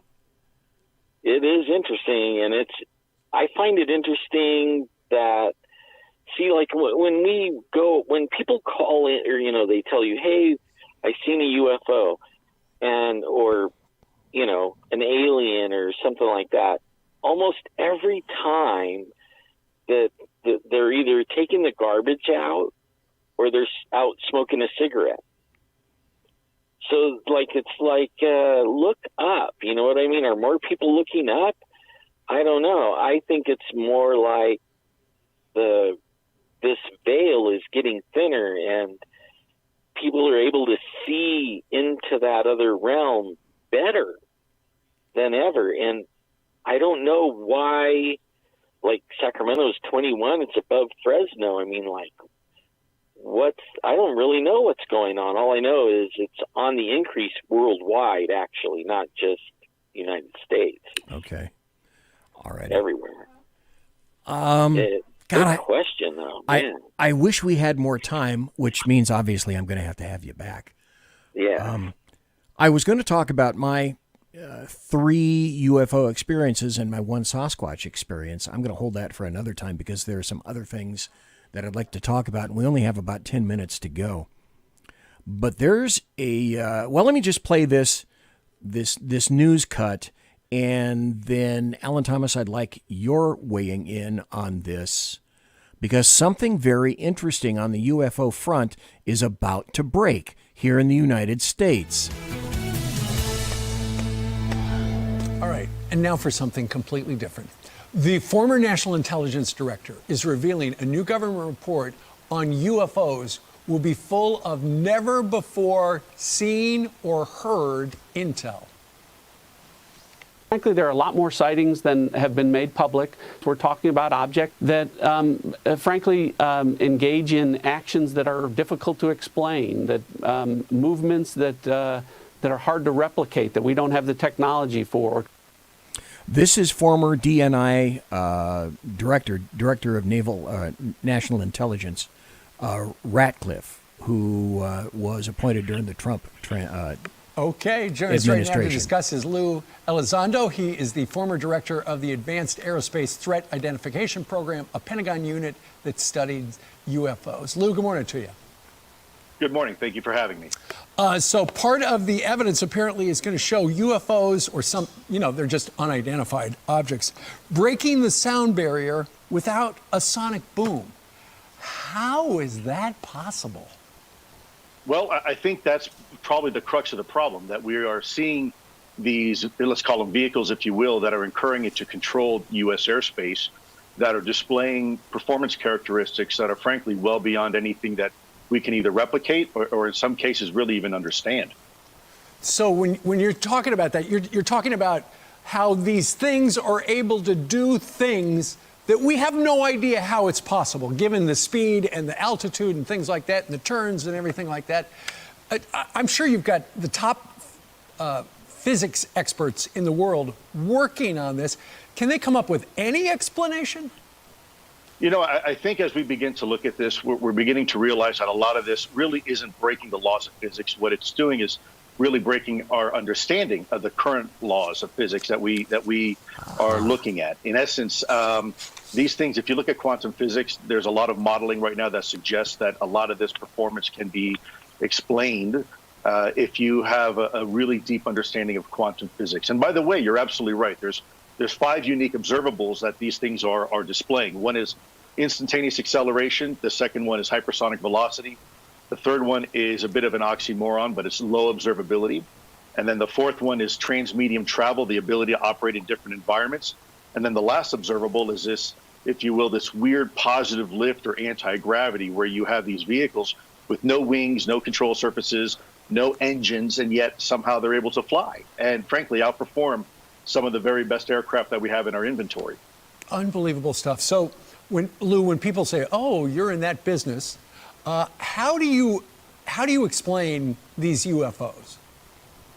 Sure. Well, my business has always been that as an investigator. I was an intelligence officer for the U.S. government, so my business was just to find the truth, whatever the truth is, whether it's a terrorism investigation or counter-espionage. Yeah, we applied the same methodologies we did investigating terrorist, if you will, operations and operatives as we did with this. And the information is very compelling. It's real. Yeah. Okay, it's real. Are they from another planet? Well, I think it's too early to tell. The 3 options that have been presented, that is our secret technology, but we've done a terrible job at coordinating the testing of this technology for decades with ourselves, which is highly unlikely. The second option is that it's foreign adversarial technology, which, if you were to ask me, would be a huge intelligence failure of this country because we've been technologically leapfrogged. Or the third option is that it's something completely different. If it's not ours and it's not theirs, well, then it's someone or something else. That, Alan Thomas, I find very significant. So in a bill that was signed late last year, tacked onto this bill is the revelation that we're going to have a massive report dump about UFOs. Yeah. And I find the congruence of that timing with all the crap that's occurring in the United States right now very interesting. So do you have any thoughts on either the report or the timing or what it will contain, or maybe even why? Why that? Why now? I think I know, but I'm curious what you think, Alan Thomas. Well, what I think is this veil is going, we have technologies like Looking Glass and stuff like that. That's how they've been able to control us. They can see the future and stuff like that using technology that they found on the Earth that was ancient. And the Germans were looking for it, you know. But anyways, we're getting down to the wire here, and the powers that be, or the ones that hold the knowledge of our, you know, of what's going on in the human world, they know that there's nothing they can do to stop the truth from coming out. Now, they'll try to hold your attention with UFOs and this and that, but what it's all going to come out, all of it, the whole truth, like everything they're doing, the Satan worshiping, the adrenochrome, everything is going to come out. Things I don't even know that, even you don't know, I don't know, nobody knows. All this is all going to come out, and we're going to find that it's all related. It's all related. And Ghost Wolf even put it, aliens equal demons or demons equal aliens. All these things, this is all going to come out, and it's going to be shocking to the world. It's going to throw everybody's life upside down. I actually had a vision way before I got hurt. It was in 1986, and I had a vision of this happening. It was like the wall turned into a giant movie screen, and I seen all the truth coming out, and people, like what Ghost Wolf was describing that he sees, everyone's going to be able to see it. So, be prepared for that. This isn't very far away. That's why they're signing bills, and that's why this government is so wackadoodle at the moment. They're trying to, the ones that are in power right and control right now, they're trying to keep the lid on it, right? Because it's gonna, their truth is going to come out, and we're not going to like these people that we do. We don't like them anyways, but a lot of people are fooled by them. But they're very, very, very bad, evil people, and they're all over the world. And it seems like that all the countries are drawing the line. What they call the black hats and the white hats. The white hats are winning, they say. Well, really, nobody is winning except for who is ripping the veil. That's who's winning. The truth is going to come out, no matter what anybody does. The decisions that we have every day that make our course of our life, all of them lead to one central point, which is that veil ripping and the truth coming out now. So, boy, are we in for a big show, really. That's what I believe. And from a lot of research and studies over the last 20 years, that's what I think. I would tend to think along the lines of you in terms of an objective practicality, physical black and white. I get why Luis Elizondo from ATIP and why the U.S. military are really concerned about what's up in the skies. And he ticked off those 5 elements of, I guess they got embarrassed calling them UFOs. Now they call them UAPs, unidentified aerial phenomenon, which is a UFO, folks, if you didn't know. But their concern now on a practical level is, where are these things coming from? Who's driving them? Who's inside? What are they? And they're embarrassing the crap out of whatever the standard is for the military of the entire planet. And that in and of itself is a security threat. So I understand the concern that the military has, but I tend to agree with you in terms of, I've been disabused of coincidences. I cannot help. I cannot. I can't help but get the. You've done so much research. I listen to you all the time, and you're right on the edge of it there, BZ. All the time. You're cutting edge, brother. Seriously. I cannot help but think that we're building to some kind of a crescendo. I said that 2 years ago. I said, we're heading towards some kind of a cataclysm. I had no idea the speed, the catastrophic speed at which this would occur. I thought we had another 2-3 years or something like that. No, I don't think we do.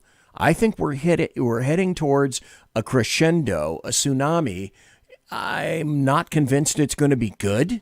As a matter of fact, I'm convinced it'll be very unpleasant. And I have no idea in what form it will take. But I'm with you in terms of I believe it will affect everything, everyone, every nation across the spectrum, any way imaginable. Any way imaginable. It's gonna be spectacular. I mean, it actually will be ultimately good, because the actual fight that we're seeing play out in the media, the censorship, all the stuff, it's evil against good. And so far, we're seeing like the evil winning, you know, like especially in our country. But if you look at all the other countries, they're having the same fight. I mean, these bad people that are controlled by these beings, and possibly even aliens, of what we call aliens, or they're running the show right now, and they got everybody masked up and scared of their own shadow, and you know, and when you look at the actual numbers, it really isn't that bad. They're just making fear, you know, and they're scaring the world. But only I think it's going to happen really fast too, quick. I had not even remotely anticipated this rapid a response. But that kind of leads into next week, next Tuesday, I'm going to have an SHR Media special report about race and what I think is being prompted, a race war. I think there are elements in society, in the United States and perhaps across the rest of the planet, who are attempting to prod and poke a race war.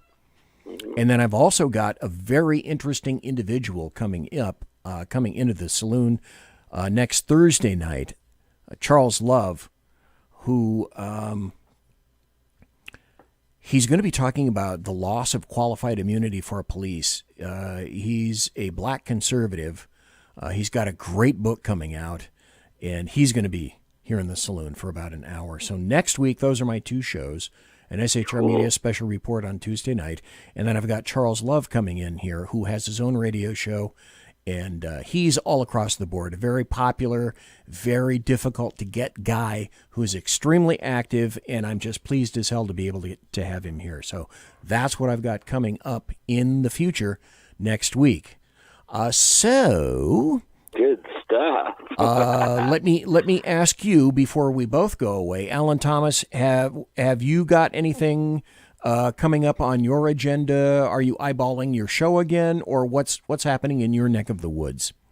Well, I want to speak to my people that follow me and stuff like that, and I know I've been pretty rare, you know. I'm putting out edited videos and not doing much live.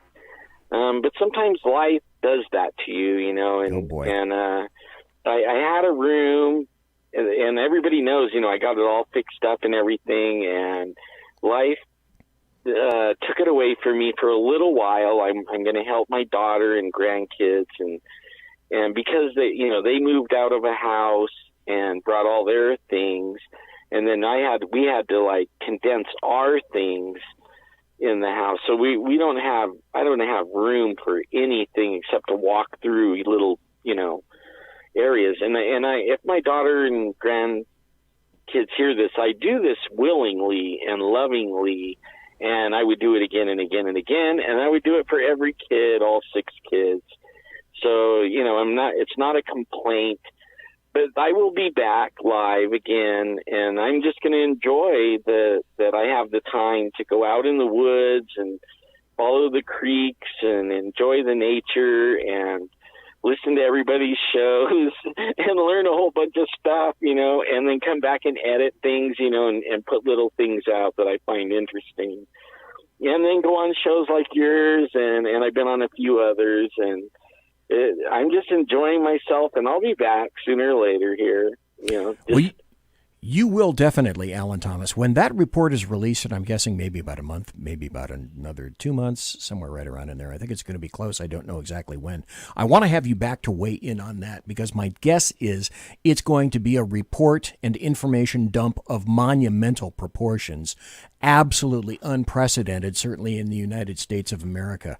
The other thing I want to leave everyone with is we've been talking to Alan Thomas tonight. Alan Thomas has a drone. Alan Thomas had a show called Squatch Zone. And correct me if I'm wrong now, you're making videos that you're editing that you've shot with your drone, correct? Yeah, I have drone footage in it. Okay. I actually have two. One YouTube is just drones. Okay. And I don't edit the drone footage. I just put the raw footage and I just put music on it, and you see all the mistakes as I'm learning or, setting up the drone or whatever. I don't edit out all the little quick turns and everything. It's too interesting to me. I just think it's cool. But then Squatch Zone, I edit. Like I went out last weekend, and I'm going to go again a couple of times this coming weekend. And I'll take all kinds of footage from the phone, with the phone, the camcorder, the other, the GoPros, and the drone, and then I edit something together showing the little trip, the highlights, kind of like. Okay, so if people want to see your footage, your video footage, boy, is that an ancient term. Back when everybody shot film footage, yeah, there is no such thing as footage anymore. It's video. Anyway, Callie Bigfoot's in the chat said Sky Squatchin'. So you have a YouTube channel and it's called Sky Squatchin'? Yeah, okay. That's the one I put all the drone footage. And you also have, and Callie Bigfoot's made mention of this in the chat room as well, Squatch Zone. Folks, go to Squatch Zone in YouTube. There are a ton of great videos and shows that Alan Thomas has done over the years. You can just sit there for one night or a couple of nights or a week and listen and watch all of his shows. Great stuff and highly recommended. So Sky Squatchin' from Alan Thomas on YouTube and Squatch Zone by Alan Thomas on YouTube as well. Did I miss any areas that people should look for? No, that's it. In fact, Callie Bigfoot's, tell your dad I'm looking forward to Memorial Day, and he'll know what that means. Okay. We're going to go squat. We usually go out squatching on Memorial Day, and I'm looking forward to that, and it should be fun. I won't fly the drone there anymore, but only I'll still bring you the other stuff, Okay. Cool. Something took over my drone the last time I went there. So did you lose it? Did you get it back? Yeah. It just took control. It was flying it around and everything, and I had no control. And my drone was flying around. Then all of a sudden, after a few minutes, it started saying, going home, landing. And it flew back and landed right where it took off. And I did not do that. I lost control. And I was only about 75 feet away from the drone. And it was 400 feet up, but 75 feet. This thing can go 2 miles. There's no reason for me to lose it so close. And I've lost it twice like that in really high Bigfoot hotspots. That's another thing. Bigfoot is kind of like aliens. They can make you lose time and all that kind of stuff. It's really weird, but for another show, I guess, right? Okay. All righty. Well, Alan Thomas, thank you ever so kindly for being here tonight. And thank you for having me, my brother. We will be back again. I'll be back on Tuesday night with my SHR Media Special Report. And next Thursday night, also with Charles Love. He's going to be talking qualified immunity for police and what's happening in the black community and why he is a conservative. Alan Thomas, thank you, sir, for being here tonight. God bless and take care. Bye, guys. Bye, everyone. To chew bubble gum and kick ass. And I'm all out of bubble. Yep. Monsieur has unlocked!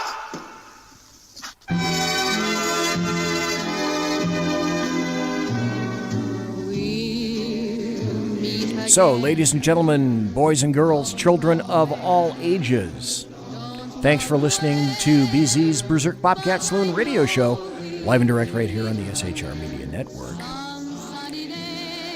I had a great time. Doing politics every show is starting to get a little old, so I may be branching out a bit more. And that's why I particularly appreciate Alan Thomas for having been here tonight and all the other folks who called in. Thanks to everybody for being in chat. Simone, Sergeant Booker, The Alaskan, Callie Bigfoots, Alan Thomas, Whiskey Dale, Ghost Wolf, One Viewer, and all the other people whose names, Jeremy, Callie was on Facebook, and damn it, I can't remember the number of the other people that were on Facebook as well. You heard what's going to be on next week. You know, every day is a conundrum and a blessing. That's how it goes in 2021. So from me to you, everyone, God bless, take care, be safe, have a great weekend. Come back next Tuesday. Thanks. Everybody quiet down now and get some sleep. Night, everybody. Good night, Mama. Good night, Ben. Good night, everyone. Good night, Mama. Good night, Daddy. Good night, children. Good night, Daddy. Good night, Elizabeth. Good night, John Boy. Good night, Jim Bob. Good night, Jim Bob. Good night, Jim Bob. What's going on? I was asleep. What's everybody doing? Good night, Good night, Jim Bob.